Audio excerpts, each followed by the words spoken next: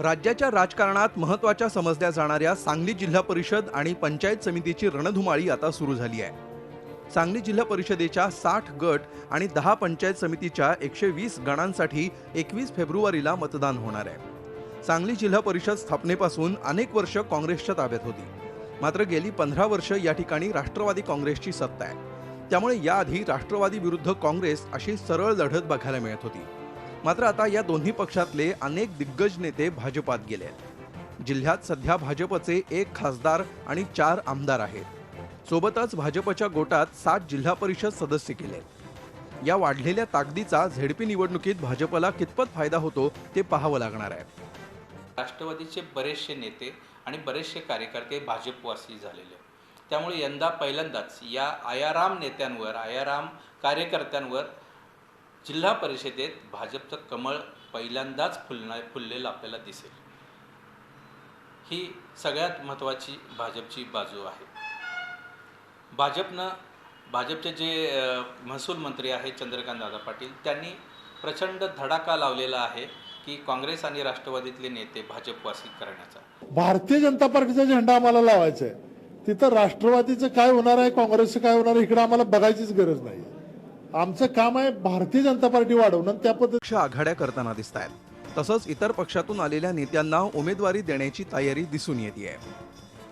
समविचारी पक्ष, समविचारी व्यक्ती, समविचारी गट यांच्याशी चर्चा करून जे कोण आमच्याबरोबर येतील त्यांना घेऊन जिल्हा परिषदेच्या निवडणुकीमध्ये आम्ही उतरणार आहोत। जर काही समझोता झालाच नाही तर आमची तयारी चालूच आहे। स्वबळावर आढावा त्याच्या जिल्हा निर्णय असं काय आधीच पक्षाने वर्तमानपत्रात काढले आहे।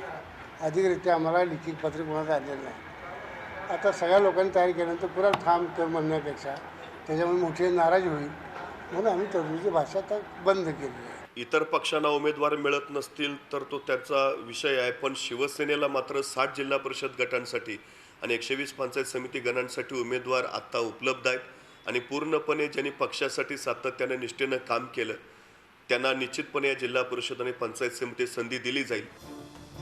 यावेळी शिराळा तालुक्यात जिल्हा परिषद आणि पंचायत समिती निवडणुकीत काँग्रेस राष्ट्रवादीची आघाडी झाली आहे।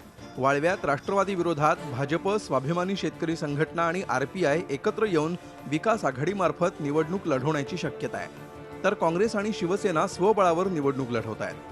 काँग्रेसचे नेते वाळव्यामध्ये स्वाभिमानी शेतकरी संघटना काँग्रेसबरोबर असल्याचा दावा करतायत। कडेगाव आणि पलूस तालुक्यात काँग्रेसला विरोध करण्यासाठी राष्ट्रवादी आणि भाजपनं उघड आघाडी केली आहे। मिरज तालुक्यात काँग्रेस आणि स्वाभिमानी शेतकरी संघटनेची आघाडी होती आहे।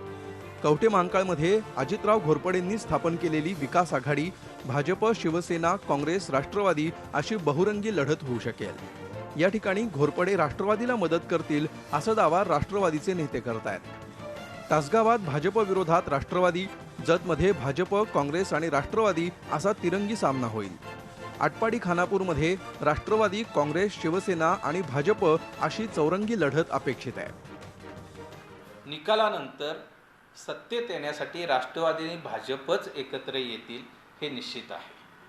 उद्या तिथे काँग्रेस आणि राष्ट्रवादी एकत्र येणार नाहीत, पण राष्ट्रवादी आणि भाजप एकत्र येतील हे मात्र सध्या स्पष्टपणे दिसत आहे। कारण राष्ट्रवादीची जी काही सगळी सूत्र आहेत सांगली जिल्ह्याची ती जयंत पाटील यांच्या हाती एकवटलेली आहेत आणि भाजपमध्ये गेलेले जे काही नेते आहेत, जे आमदार आहेत, ते बऱ्यापैकी जयंत पाटील यांचा शब्द प्रमाण मानणारे आहेत। यंदाच्या निवडणुकीत एनकेन प्रकारे सत्ता मिळवण्यासाठी चारही पक्षात चाललेली स्पर्धा पाहता प्रचारात विकास कामांची चर्चा कमी आणि राजकीय आरोप प्रत्यारोप हेच जास्त बघायला मिळतील अशी स्थिती आहे। आता सांगलीत कोण बाजी मारतं हे पाहणं औत्सुक्याचं ठरणार आहे। रवींद्र कांबळे, झी मीडिया, सांगली। झी 24 तास रहा एक पाऊल पुढे।